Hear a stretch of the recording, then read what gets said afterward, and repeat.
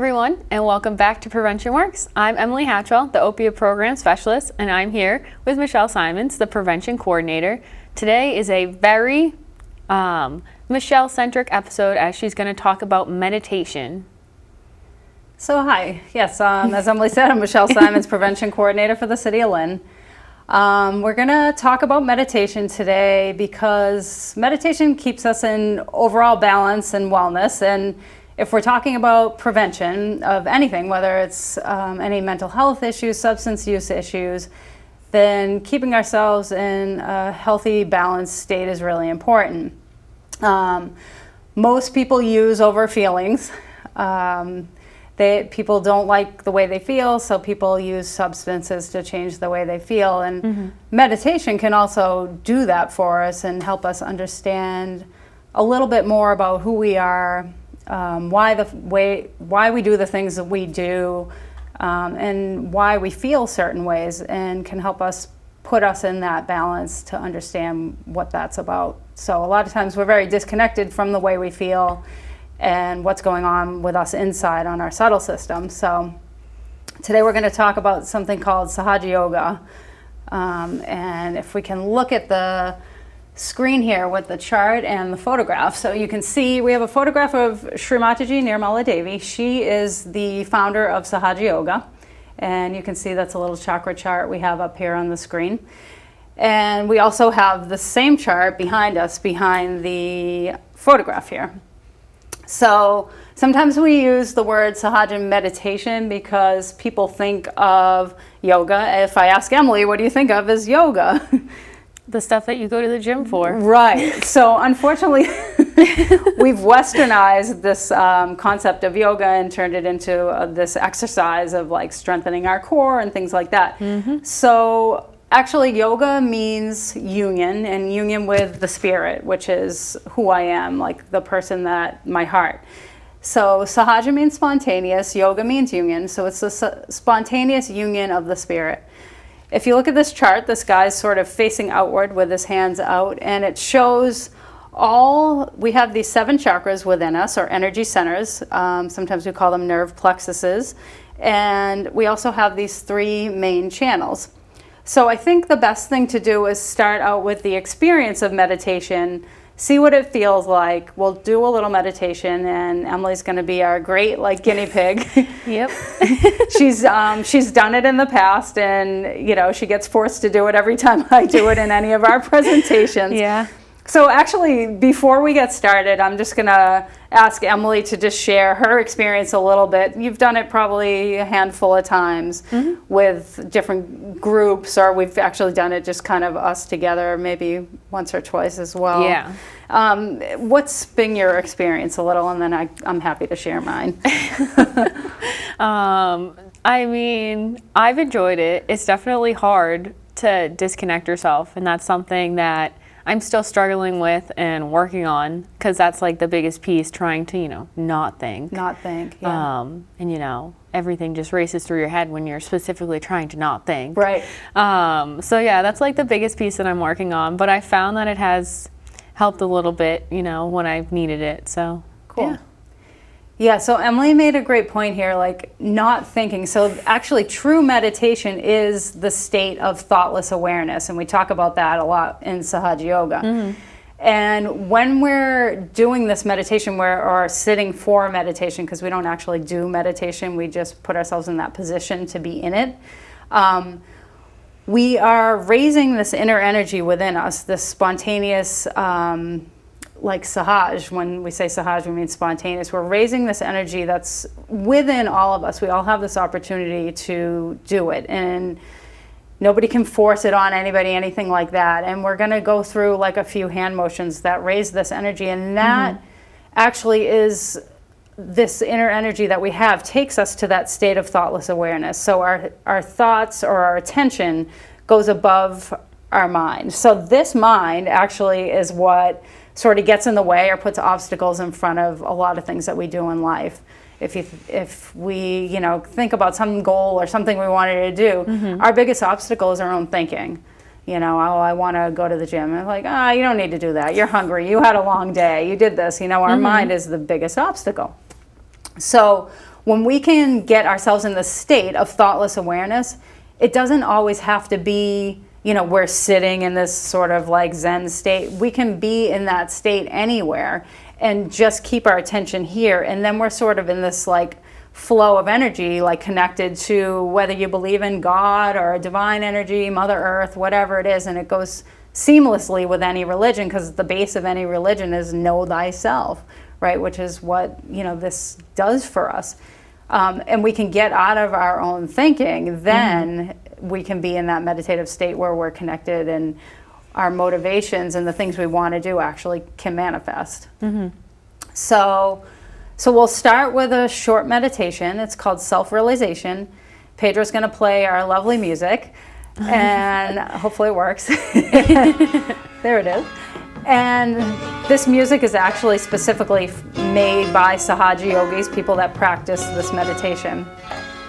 One thing I'm going to ask people is to take their shoes off. So if you're watching, the reason why we do this is because we're always disconnected to the Mother Earth. And when we remove the rubber and the things that connect us to the earth, then we can have that connection with that energy that's flowing all around us. Sometimes like when we wear hats and glasses and different things like that, we disconnect ourselves from that energy. So first we'll show everybody how to, what we call raising our kundalini, which is our inner energy, raising our energy and putting ourselves in a protective bandhan. So we start with our left hand in front of our stomach, and then our right hand wraps around like this. We go all the way to the tops of our heads and tie a knot. And we're going to do it again with 2 knots. And one more time with 3. And I'll explain why we're doing all this after. And then we'll put ourselves in a protective bandhan. So our left hand stays in our lap, right hand comes over, and we just make a U over our head and back, and we'll do it 7 times.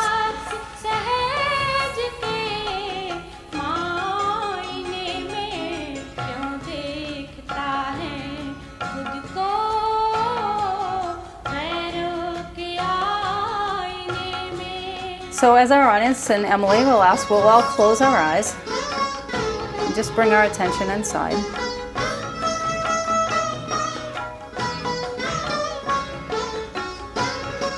And we can lower the music just a little bit so we can keep our attention inside.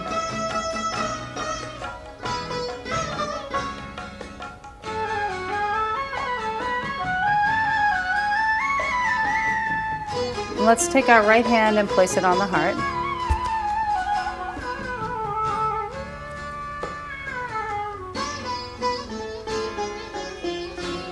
And we're just going to say or ask this question inside to ourselves: who am I?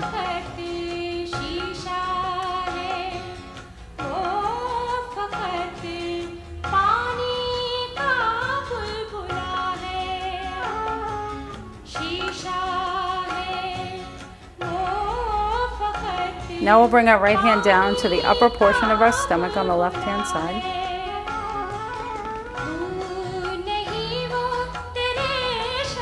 And we'll ask ourselves inside, am I my own teacher?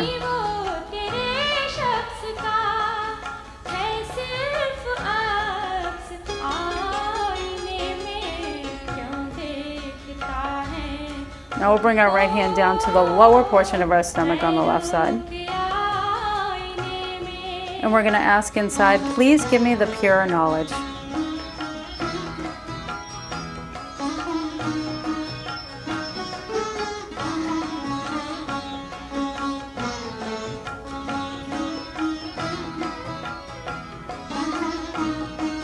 Now we'll bring our right hand back to the upper portion of our stomach on the left side. And now with full confidence in ourselves, we're just going to say inside, I am my own teacher.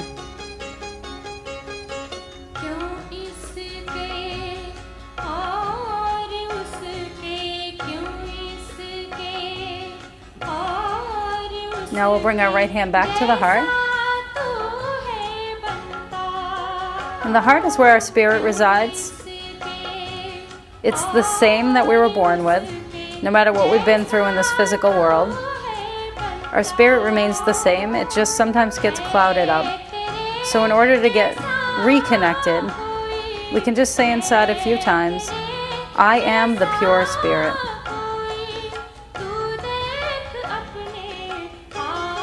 The truth is, I am not this body, I am not this mind, I'm not these thoughts, I'm not these emotions or feelings. I am the pure spirit.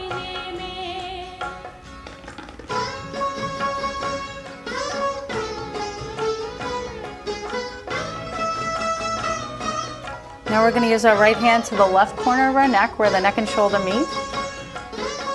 And we're going to repeat a few times, I am not guilty at all. This idea of guilt is a myth. It keeps us stuck in the past and keeps us on patterns of behaviors because we feel guilty, we feel bad about ourselves, and we repeat the same behaviors. So by removing this, by placing our hand on the center, and just repeating, I am not guilty at all.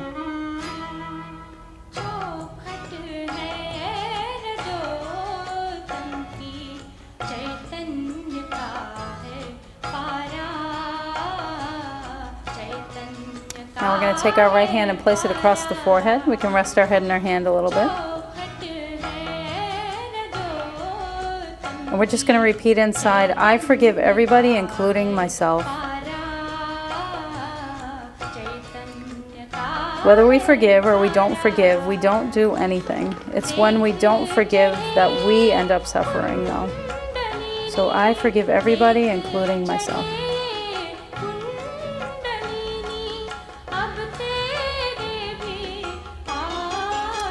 And then we'll take our right hand and place it on the back of our head, resting our head in our hand a bit.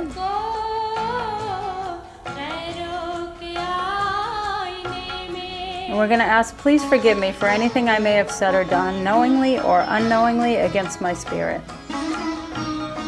Please forgive me for anything I may have said or done, knowingly or unknowingly, against my spirit.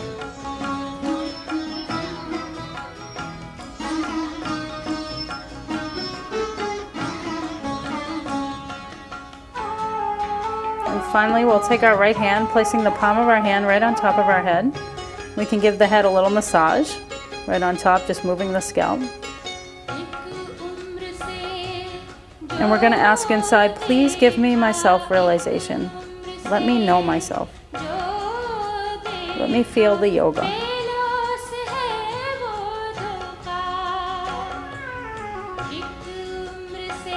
And we'll slowly raise our right hand a few inches over our head and see what we feel.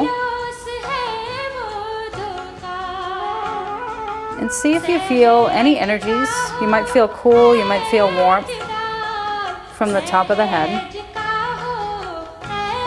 Hopefully you are. If not, don't worry. But if you are, what you're feeling is that's the experience of the yoga. The connection with your spirit to the energies, the divine energy, Mother Earth. And leave our attention here at the top of our head. We'll bring our hand down. So both hands now open in our lap. And keep our attention above our heads. If thoughts come in, we can simply just say not now or not this.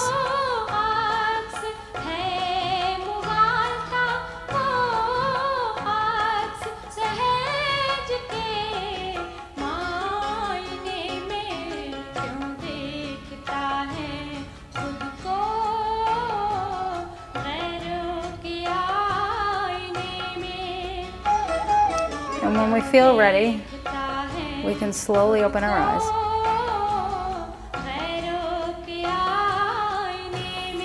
We can take both hands and raise them at heart level and just see how they feel. So at this point, you may feel either like a tingling or different sensations in the palms of our hands. So that's the experience of this inner energy now awakened and flowing through us. So we'll check in with Emily. We can lower the music a little and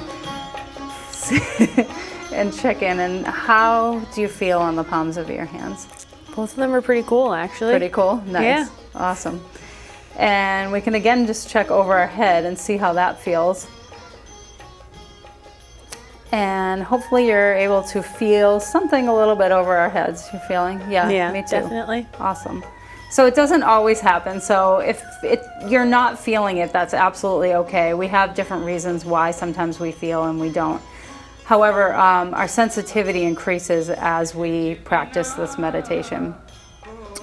So what we did, and I'll explain a little bit about why we put our hands and why we use these different affirmations. So we can, again, take a look at this chakra chart up here. So these different chakras or energy centers on our bodies actually have different qualities. And when we use our hands, we have energies that are flowing from the palms of our hands. If you think about it, if you walked into a table, and I'll use Emily again as an example. If you walked into a table in your leg and you hurt yourself, what would be your first instinct? Besides saying ow or screaming. What might you do? I don't know. That's a tough question. What would I do? So most you say people, ow, and then I would be annoyed at the table for being there. What did you just do with your hand? Oh, rub my leg. Yes, brilliant. So this was not planned. So I totally put her on the spot and it worked, right? So the first thing we do, right, we hurt ourselves, something happens, we're like, oh my God, that hurt, and we do something. So we have this energies that are running through us that are actually giving energy to that area that got hurt, and you're going to rub it or put your hand there and it's going to feel better. Or we do it to a little kid. If a little kid gets hurt and their arm hurts, we start rubbing their arm or something to make them feel better. So this energy is flowing through our hands and the top of our head and the bottoms of our feet at all times. And as we go through each of these centers, we're saying these affirmations to awaken this energy. So I'll just do a quick brief overview of the chakras or energy centers. They're just nerve plexuses. There's these spinning wheels of nerves that are within our body. So the medical community also knows this. They call it nerve plexuses. In Sahaja Yoga, we call them chakras. Chakra just means spinning wheel. So the very bottom one is located at the base of our spine, and that's called the Muladhara chakra. You can see it as symbolized as number 1 at the bottom of the triangular bone at the bottom of the chart there. So you might be able to see it on there too. And if you look on the side of your screen, it says Muladhara chakra. So that the qualities of Muladhara are innocence and wisdom. And that's like our roots. So like a tree has roots, if our roots are strong, and we think of a child like they're totally innocent, they're totally pure, they just enjoy life. Like adults, we tend to lose that, but it's never fully lost. We actually have it. So we reestablish this energy center within us. In the triangular bone, which is the sacrum bone, that's where our Kundalini energy resides. Kundalini, Kunda just means coils, and INI is a feminine, so it's a feminine energy. The second chakra is our Swadhisthana chakra. Creativity is the quality of that. And also on the left side, which is our emotional or our feminine side, is all our emotions and desires come there. So what we asked for was the pure knowledge when we had our right hand there, or sometimes we'll ask for pure desire or pure emotion. The next one up is the Nabi or the void at the level of the stomach. We sit, that's where our inner guru resides. Generosity in our evolution is the qualities here. And we say, I am my own teacher. So that awakens this, helps awaken this center when we say, I am my own teacher. The truth is we have all the wisdom and all the knowledge within us. We tend to just go on the outside to look for it, using, whether it be binge watching TV, whether it be using drugs. I was not using a particular example for that. Emily loves her TV. But we do things to numb out, right? We eat, we all do it. It's nothing to be ashamed of. I do it all the time. I love chocolate. I drag Emily to the chocolate store lots. So those are the kind of things, like we don't, we don't know ourselves, we don't like the way we feel, and we use things to sort of numb out. So we have all these answers within ourselves. We don't have to look outside or do outside things to sort of numb out. So when we put attention here and we clear out some of the fog, we get connected to the inner teacher within us that resides here. The heart, so we put our hands on the heart and we say, I am the pure spirit. The truth is, at the level of the heart, like that's where our spirit resides. That's who we really are, the true self. A lot of times in life we say things like, we'll hear people say, I can't believe I did that, or I don't like myself, or I hate myself, and things like that, right? So like, who's the I, who's the self? Like we have this duality here. So there's the true self, which is the spirit, which is where our heart is. And love and compassion are the qualities here at the level of the heart. At the level of the throat, this is where we communicate, right? Sometimes I'll lose my voice and it means it's time for me to shut up, right? So things like that happen to us for reasons we're just not fully aware of it, right? So that's the place where our communication comes from, and also collectivity. So when we're really connected to each other, sometimes I might be like, hey Emily, what's going on? And you're like, oh, that's weird, I was just thinking about you, right? So that happens with family members. Sometimes people we're really close to, and things like that. So that's also a quality of that. It's called the Vishuddhi chakra. The level of the forehead, the agya, is forgiveness. When we don't forgive, we have that furrowed brow, and we're frustrated, and we're angry, and we're reacting, and we can't get out of our heads, and we hear that a lot, like, oh, I just can't get out of my head. So hopefully this meditation helps people do that.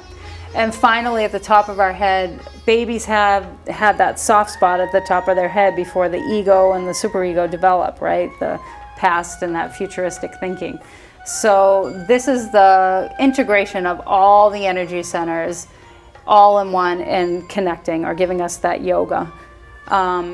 So again, the photograph you see here, Srimataji Nirmala Devi, she found a way, this method of self-realization, raising this Kundalini energy and making that connection, or giving us the yoga in the Sahasrara, which is the energy center at the very top of our head, or chakra. So what you experienced today is what Srimataji taught us.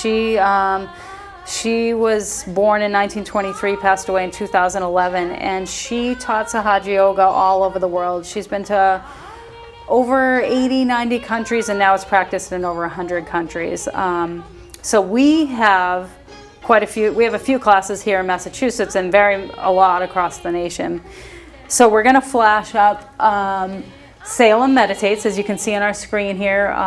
That is a meetup group. We meet in Salem every Saturday morning at 11:15 a.m. at the Beverly Cooperative Bank.